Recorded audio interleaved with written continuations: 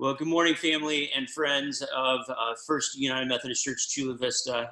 Happy to be with you and that you are joining us for this important conversation. We have talked much and heard much from you and other folks in our congregation and community about the pain of these past 2 weeks, that amidst this once in a lifetime pandemic, we also, what breaks out in our nation and really worldwide now is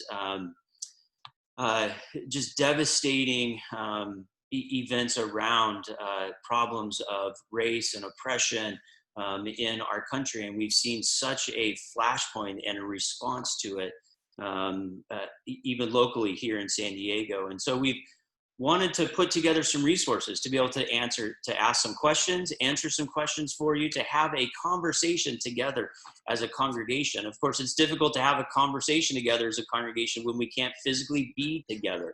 And so we're working on some different ways to do that. And so we have some friends here that are with us to have a conversation, and Dr. Andre and Mrs. Petrina Branch. You may recognize them, and as parents, most often we're recognized by who we parent. Their daughter Armani has been a member of our children's choir, VIP now, and cherub choir before that for a number of years now. And so Andre and Petrina have been a part of our extended family. They have their own church home, but they participate in our church in a number of ways. And so I called them and asked them if they would help us in this conversation. And they have graciously agreed to do that. And so what we're going to do is we're going to have a number of 30-minute conversations. And these are opportunities for us as a congregation to learn, to be encouraged and inspired, to take on some learning of our own and take responsibility for that. And eventually there might be opportunities for us to ask questions and have questions answered and that sort of thing as well. We don't know exactly where all of this is going, but we know that this is the first of a few 30-minute conversations. So that's enough of me. I want to invite the Branches to introduce themselves and let you know how they're a part of our community, and then we'll jump in. So Andre, Petrina, thank you for joining us. And why don't you, if you both just take a moment, introduce yourselves, let us know a little bit more of who you are beyond being Armani's parents. Please go ahead. Well, again, my name is Petrina Branch. I'm an attorney. I've been involved with I've lived in Chula Vista for a number of years, I think about 18 years, I think. I've been an active member of the San Diego Naacp for many years. I'm a former president of the San Diego branch of the Naacp, and I'm currently on the executive committee of that organization. I'm also more recently been elected to the executive committee for the state conference of the Naacp as well. So that body is involved with making policy on the state level. And I also have, in the last few years, served as a member of the Chula Vista Human Relations Commission. I should say that in this conversation, I'm not representing these organizations or speaking on behalf of those organizations. I'm speaking as an individual, but I do bring that background with me. I appreciate the opportunity to have this conversation with you. And I also want to just express my gratitude for the opportunity that Armani has had at your church. She's enjoyed singing in the choir. She's participated in the Vacation Bible School, and they've always been very wonderful, fulfilling learning opportunities for her. And good morning. I too want to thank Pastor Brian for the opportunity to share with the church family. I am Dr. Andre Branch. I am a professor at San Diego State University. I am in the School of Teacher Education. I prepare teachers for public school teaching in my professional capacity. I too am a former president of the San Diego branch of the NAACP. I was elected to 2 terms as president and thoroughly enjoyed my time leading this effort to advocate for civil rights in the San Diego community. I serve as the chair of the Legal Redress Committee at the state level of the NAACP. And so when discrimination complaints arise to the level of the state, then it would be our committee that handles the investigation and providing recommendations for resolving discrimination complaints at the state level. I guess that's what I do. Okay.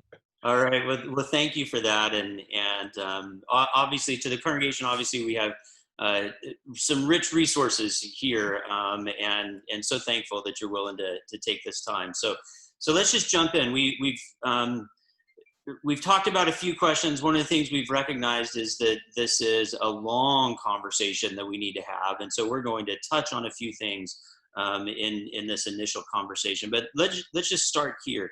One of the questions that I have received from folks in the congregation, in one form or another, would maybe go something like this: the murder of George Floyd has certainly created this flashpoint in our country, if not the world. I mean, I see that there's protests all over the world in solidarity. The reality is that Mr. Floyd is not the first African-American to be killed in this kind of violence. It happens all of the time. Do you have any sense about why this particular event, this particular murder has caused such a flashpoint? Why at this time? I think there are a number of factors that have come together at this time to make this, as you call it, a flashpoint. What has happened to George Floyd indeed happens to African American people every day. Every single day, we are violated by police, brutalized, and are the targets of excessive force. But I think the video of that event was one of the things that has galvanized the world. We saw, and people around the world saw, this video of this man dying before our eyes. And so the social media has made it as big as it is. In addition to that, the brazen callousness that we observed in this man's body language was also a factor. It was clear that he didn't care that he was being videotaped. It was clear from his body language that he knew he was operating, or believed that he was operating, with impunity. His language said, "I don't care, and you can't touch me." In addition, there was the knowledge that Mr. Floyd was handcuffed. He was on the ground, face down. He was unarmed. And so there was no reason for this police officer's knee to be on his neck.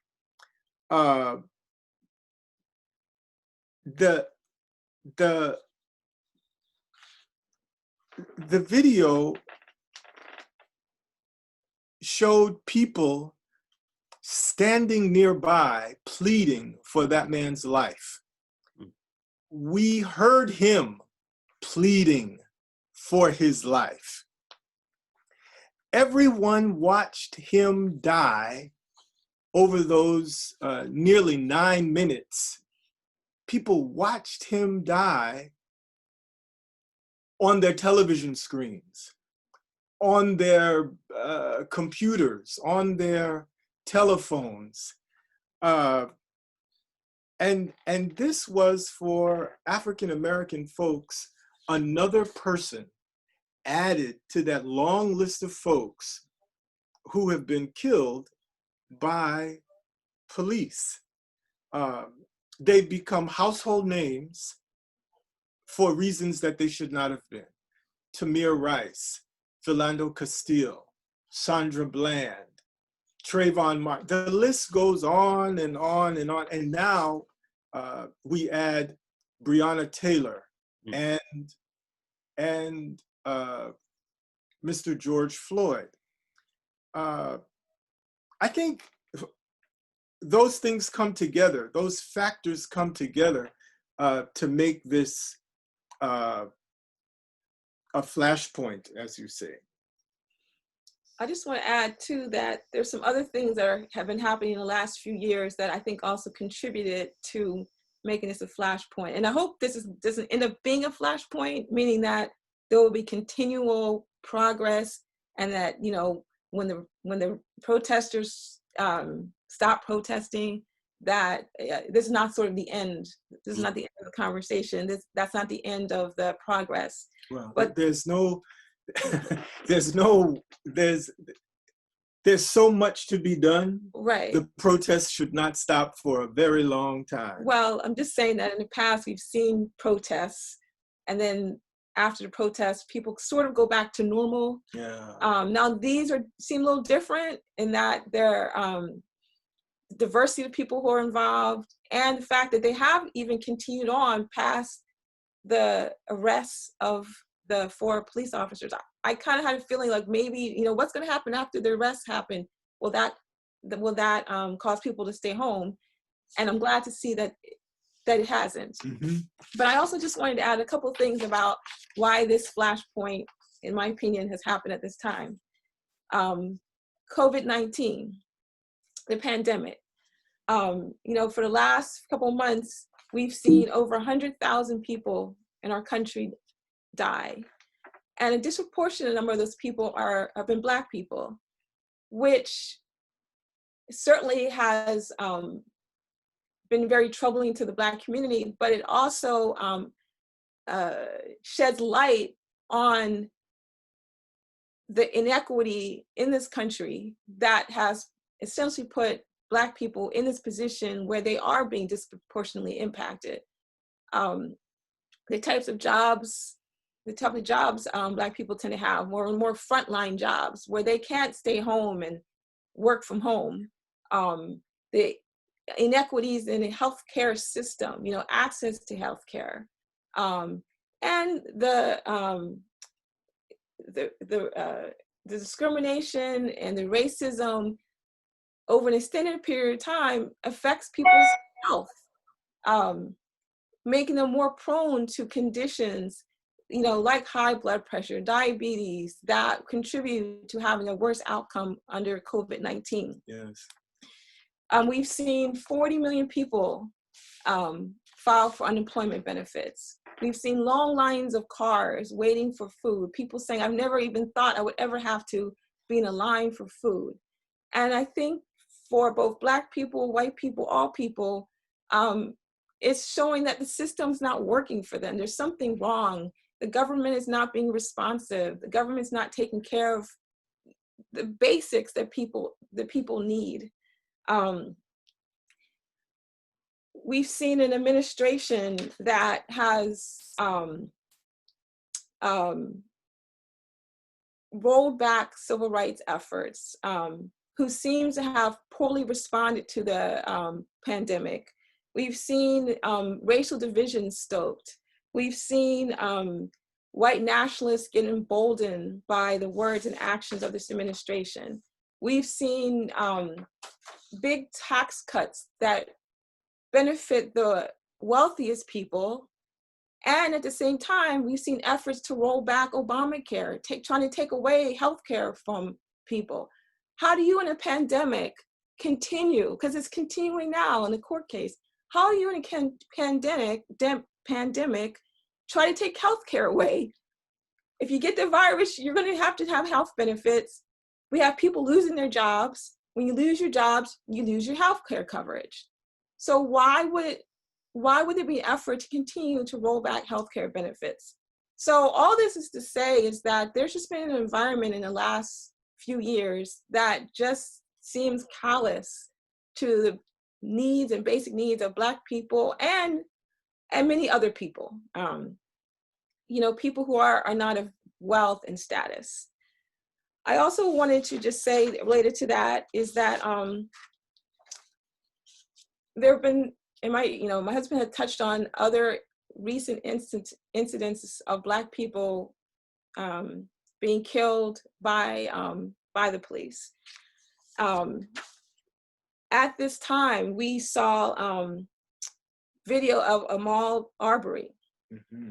And yes.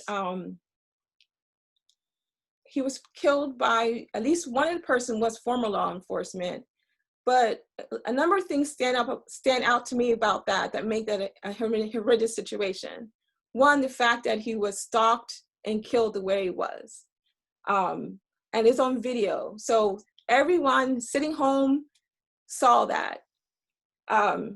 It wasn't until the video was released that the people who are responsible for this were arrested. What if there hadn't been a video? Yes. What if it had never been released? It wasn't until the public pressure of that release of the video that the people got arrested. So I think that outraged a lot of people about the system, and about what risks, Black people face just in doing regular things. Just going for a jog is a problem. We also have the Brianna Taylor situation that also became public knowledge around the same time. Mm-hmm. And, without horrific. Going into a lot of details, but, police broke into her home on, I guess what they're calling a no-knock warrant. Her boyfriend, shot, when someone breaks into your home, you're sleeping, you might reasonably respond by, if you are a gun owner, to try to protect yourselves. And the law allows for protecting one's home. Mm-hmm. And then, she's shot, killed, he's arrested. He's arrested. Now, charges, I believe, have been dropped. But at this point in time, there's been no justice for her. There's been no arrest or charges filed against anybody. So people have seen that. In addition to all the cases that I already mentioned, the Michael Brown, the Tamir Rice, the Freddie Gray, the Philando Castile, over the years, all those different cases, we've seen those. And with the advent of video, those things have become easier for people to see the details and to see exactly what's happened. I also want to bring up the Amy Cooper situation, which also happened at the same time as this sort of flashpoint has occurred.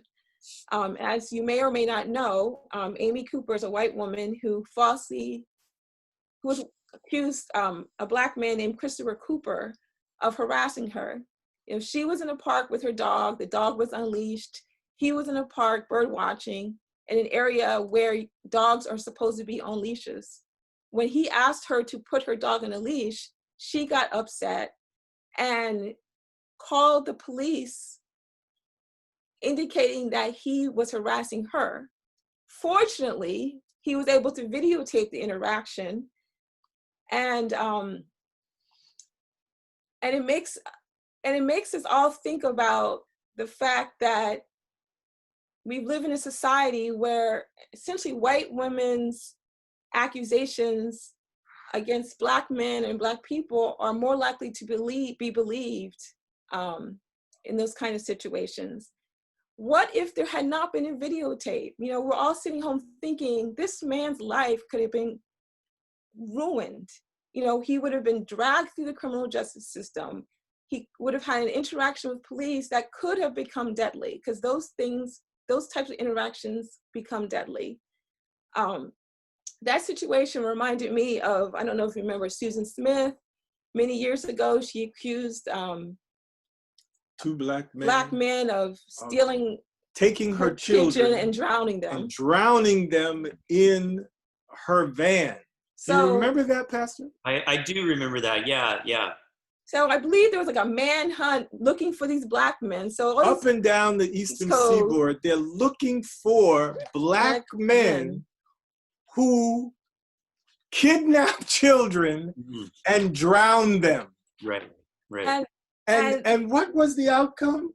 This woman drowned her children because she wanted to be with a boyfriend who did not want children. Outrageous. But the country was poised to believe the worst about black men. And that has not stopped. She knew that it would work. And so she said, a black man has taken my children. And finally, that situation reminded me of Emmett Till, you know, going a little bit more back in history. You know, that 14-year-old boy was accused of, I guess, flirting with a white woman. And the result of that was that he was killed. I mean, just horrendously, you know, so much that he was completely disfigured. And his mom asked that the casket be open so that people could see the horrific nature in which he was treated for that action. So I guess in sum, there are a number of things that have come together, I would say, in the last few years that make people just think, I've had enough, I can't take it, things have got to change, law enforcement has got to change, and I'm glad that it's something that's being recognized just by Black people, but by people of all races, people around the world. And I'm particularly pleased that Christian people are recognizing the hypocrisy of this administration and are standing up. You know, Matthew's gospel says that we should do justice. Not like it, not dream about it, not hope for it, but that we should do justice, that we should love mercy. It seems to me that the protests are a way for our society to do justice, to call for justice for all people. Yeah, it's, I'll tell you, in hearing from folks in our congregation, especially some Anglo folks, that a couple of things that I hear in just what both of you were saying is the number of people who are saying, there's so many names to list on this list right now. You can't even, it's hard to even keep straight, like what happened to which ones. And that it's so many, and not that it has ever been fewer, but there's more of a recognition now that indeed the list is so large. It just hurts my heart because we're only focusing on the ones we know about. I mean, the ones who've gotten the videotapes, the ones that've made the news. What about all those people whose cases never they're not videotaped? People don't know about them. It's just I don't know, it's just so hard to think, how many George Floyds are there? How many people have had chokeholds, knees on necks, but there wasn't a videotape? We just don't know about them. Yes, yeah. I don't think people who are not Black understand that we begin the grieving process again each time this happens. Mhm. Because we understand that it could be us next time. There's been no evidence to suggest that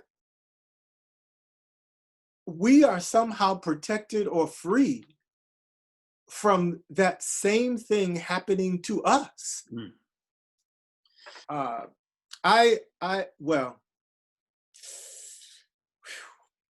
it's just very, very difficult to see this happening again and again and again and again. Because, as a Black person, education doesn't necessarily protect you. Job status doesn't protect you.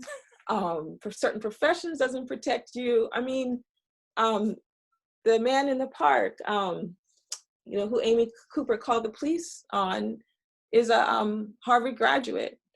When you're driving your car and an officer sees you, he sees a Black person.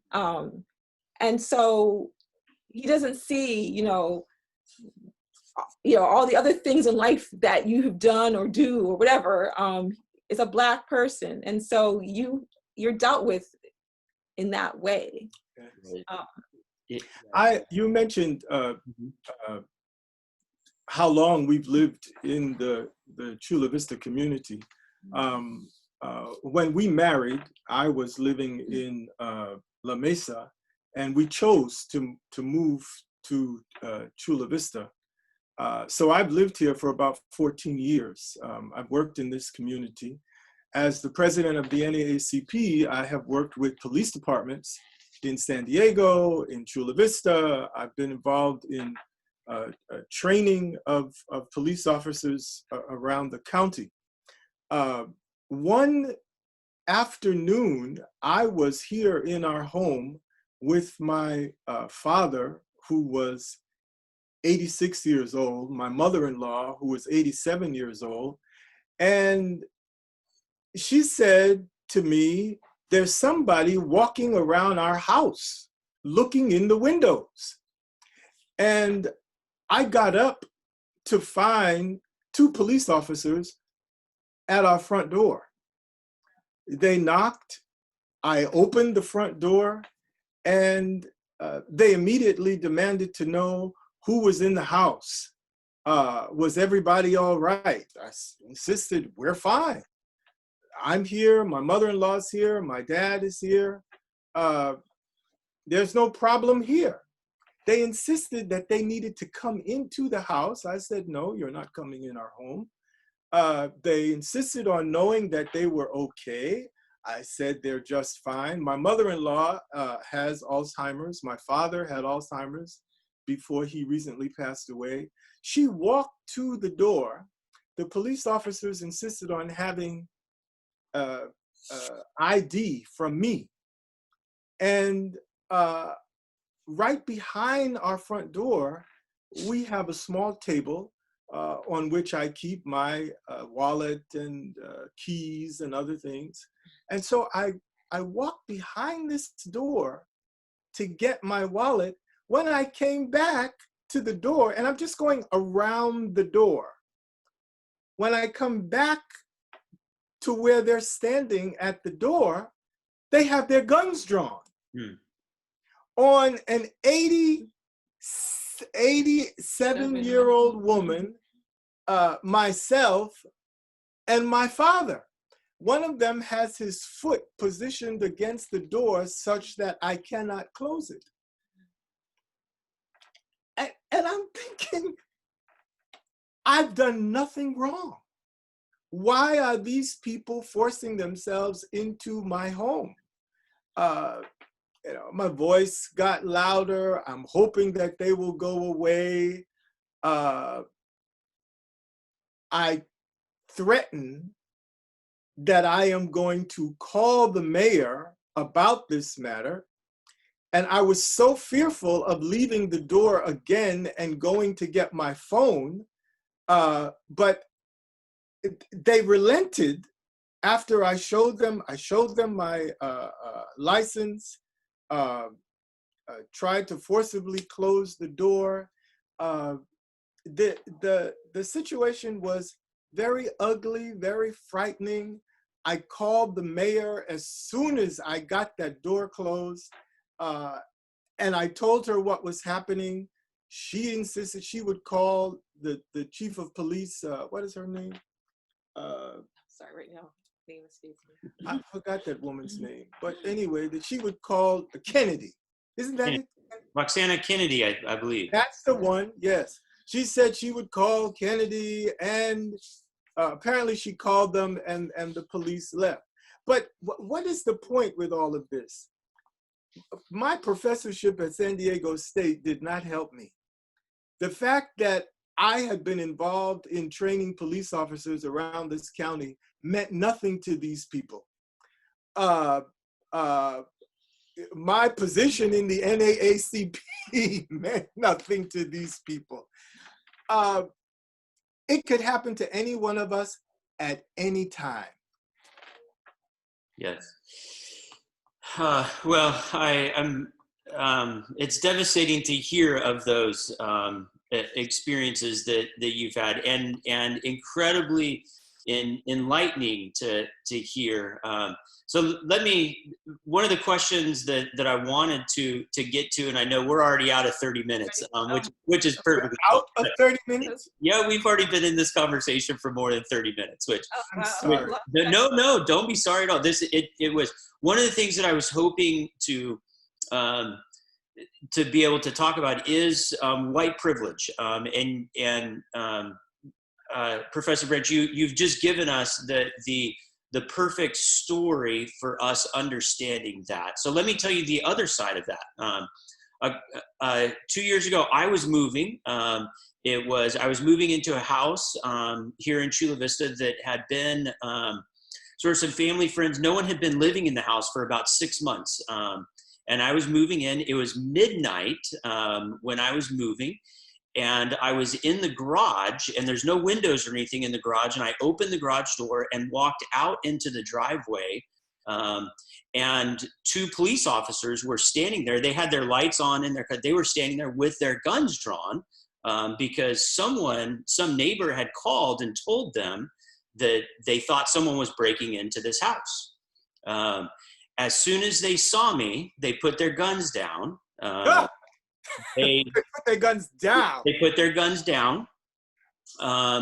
They asked me what I was doing there, and I told them I was moving in, but I had no ID that showed that address. I had my ID, but it didn't show that address. Did they ask for your ID? They asked for my asked for my ID. They asked for an ID that showed that I lived there, and I said, "Well, I'm just moving in. I don't have an ID that showed that I lived there." They said, "Well, let us see your ID." So I showed them my ID. They looked at my ID and they left. Right. So one of the things we wanted to talk about, and we will talk about more, is the idea of white privilege. And your story and my story, I think, perfectly illustrate that. You're in your own home that you own. During the day, I'm in a home, right, with a truck full of stuff that I very easily could have been loading rather than unloading. Yeah. And they don't enter the home. They don't ask who else is there. They simply put their guns away and they go away. And you know that the reason they went away was because your white skin offered validation that you were telling the truth. It offered veracity to your story. And no matter what I told the people about my story, it meant absolutely nothing. People began to gather outside our home. People began to film. And I said out loud, "You are filming this, aren't you?" These are the things that made these people relent and go away. But, well, as you said, it meant much to them that you simply told them. Yes, yes, yeah. And one of my friends, I was sort of relaying this story to a number of people. Like, you'll never believe what happened to me last night, right? I walk out of the garage, and one of my friends who is African American, he said, "Brian, you're lucky you're not Black." That's right. Because that would have been a very different. It could have been a very different outcome. So that I think gives us a one way in which we are able to illustrate sort of this idea of white privilege that we've heard so much about for a long time, but especially over these last couple weeks, and helping those of us with that privilege understand it, and hearing those stories, as painful as that was for you and as painful as it must be to relay that story. I'm just so thankful that you're willing to have the courage to step into that and to share that with us, because that it's enlightening to us to hear that. So as we close this conversation, and just to the church folks, let me reiterate, we are planning to have multiple of these conversations. But as we close this conversation, one of the things that I asked the branches to think about is, are there ways that, besides going to a protest, you go to a protest and then you come home and it's like, what do I do next? What are some next things? What about joining the NAACP? What about things that we can read, other organizations that we can be a part of? What else, to do justice besides the protest, would you recommend? Well, joining the NAACP is an excellent idea. The NAACP is an organization, a civil rights organization, that is 110 years old. 111. Oh. Yes, 111 years old. But in San Diego, the NAACP is 101 years old. People have been advocating for the civil rights of all people through that organization in this area for more than 100 years. And my wife has memorized the what is it? The link. So for the San Diego branch, it's San Diego NAACP.org. So San Diego NAACP.org. And go ahead. And you can go to that website and get information about what the branch is doing, as well as to get a membership. Membership is $30 a year, and there's also other levels of membership, like lifetime memberships that are different prices. The organization meets the first Thursday of each month. Right now it's virtually, so you can get information about those meetings on the website, as well as the different committees the organization has and other information about what the branch is doing.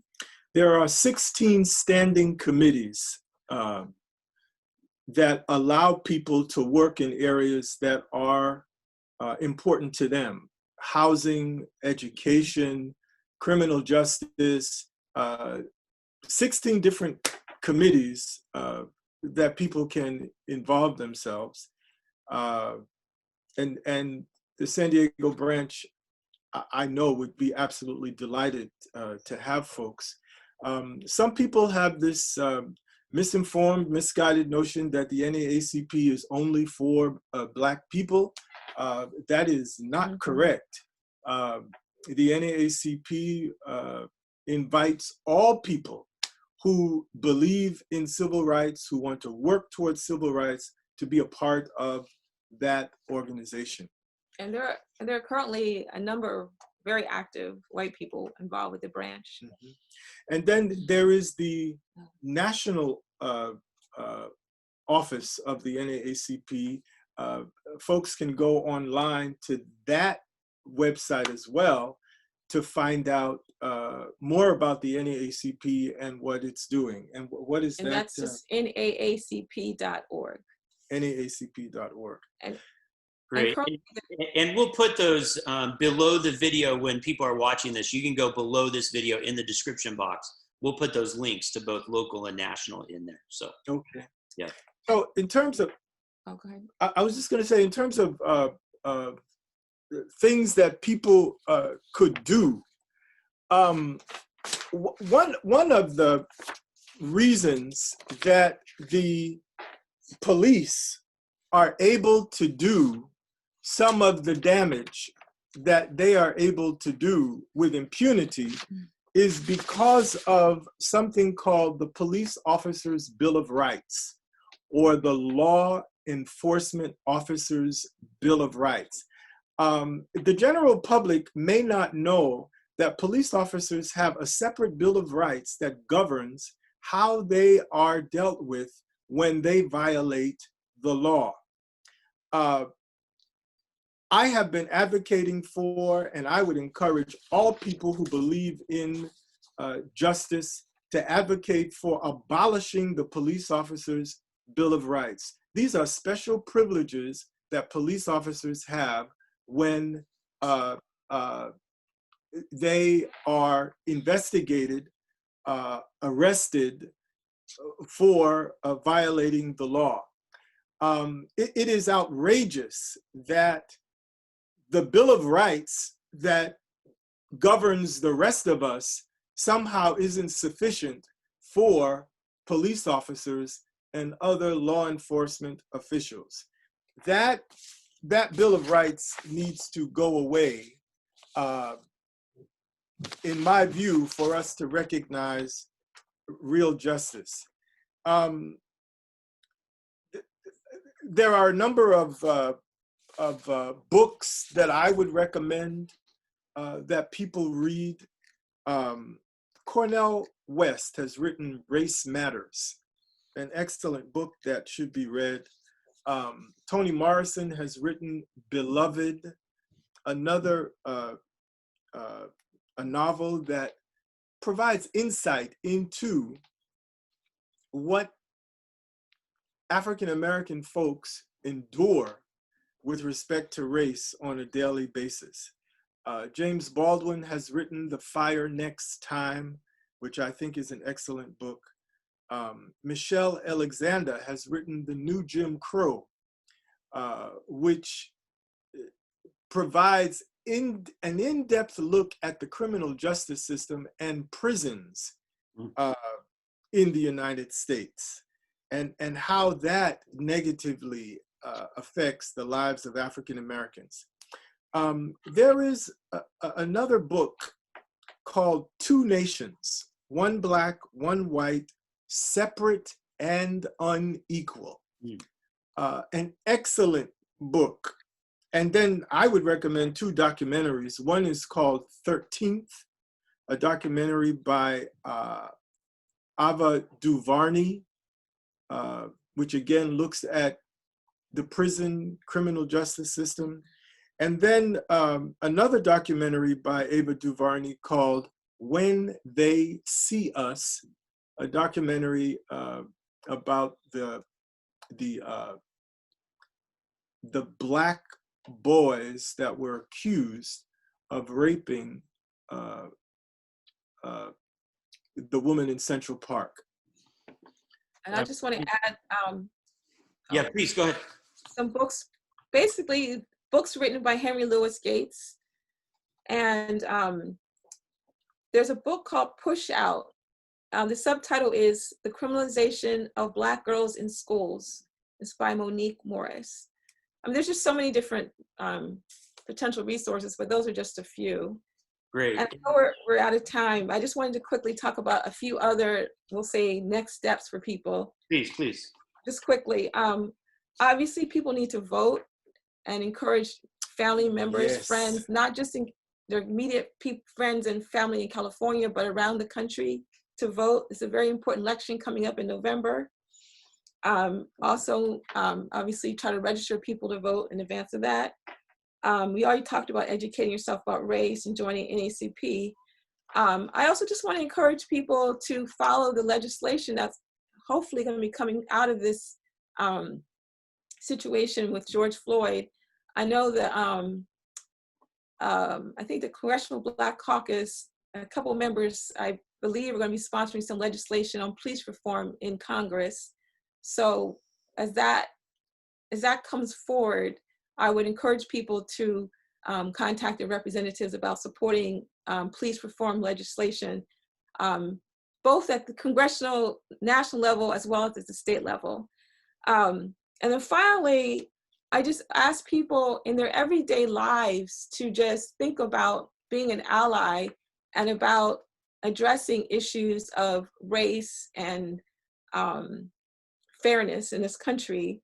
So for example, advocating on your job for a coworker to receive equal pay or opportunities, being an active witness when you see maybe people of color having difficulty with law enforcement.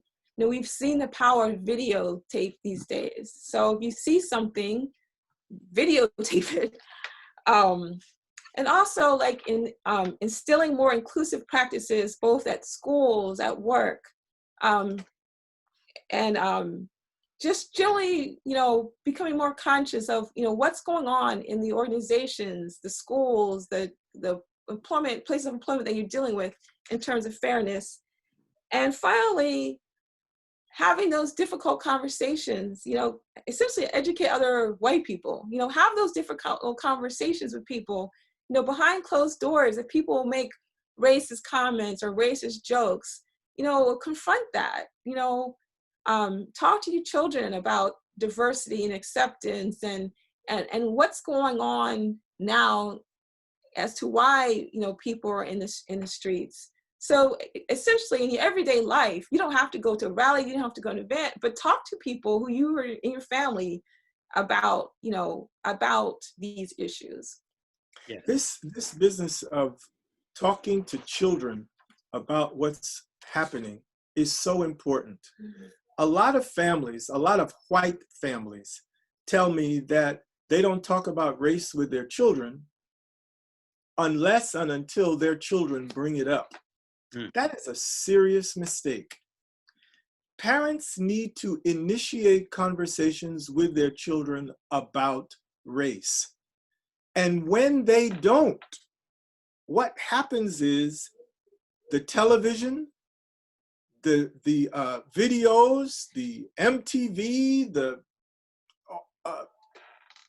the society social media educates their children about race and instills in them values that are absolutely shocking to parents when they realize what their children are feeling, thinking, saying, doing with respect to race that is so foreign to what the parents believe, but it's because they haven't taken the initiative to start conversations with their children about race, to get them thinking in an appropriate way about race. Yes. We could certainly go on, yes. And we can't do that today. Absolutely. Well, let me just say, one of my hopes is that some parents in our congregation are watching this, and it's going to spur those conversations of race with their kids before their kids bring it up, just like you said. And all the resources that the branch has just listed, they will be in the description box underneath this video, so you can get links to all those books, Naacp links, and all of that information. We'll put all of that in the list there. And we did it, when I first talked on the phone with the branches about having this conversation. I think Petrina, I think it was you that said, now, how long do we have? Because we are talking about 400 years of history here, right? Indeed, we're talking about 400 years, and we understand that. And so this part of our conversation is going to, we're going to cut it off here, but there will be more to come. And for the congregation, we'll do more of these, and we'll release them through all the different social media and email systems so you can see them. And we look forward to having this conversation more. So would it be okay if I pray to end our conversation here? Oh, yes. Absolutely. Yeah. Gracious God, we do give you thanks for this day, and Lord, we understand the importance of this conversation even more at the end of these minutes together. And thank you for the branches and their willingness and courage to have this conversation. Lord, for all of us, God, we know that you created us in part that we might care for the rest of creation. And indeed, might we grow even more this day into people who love kindness and do justice. And so help us to be those kinds of people. Be with those on this day who are sick and suffering, especially those in our country and world who suffer under generations, lifetimes of racial oppression. Be with them, be with us. We pray these things in Jesus' name. Amen. Amen. Thank you again for this conversation. I'm going to stop the recording now and we'll visit. But folks, please look at that description box underneath the video. It has all of these resources. And let us take seriously this conversation and our ability to step into places where we might educate ourselves. Thank you. God bless. Thank you. Thank you.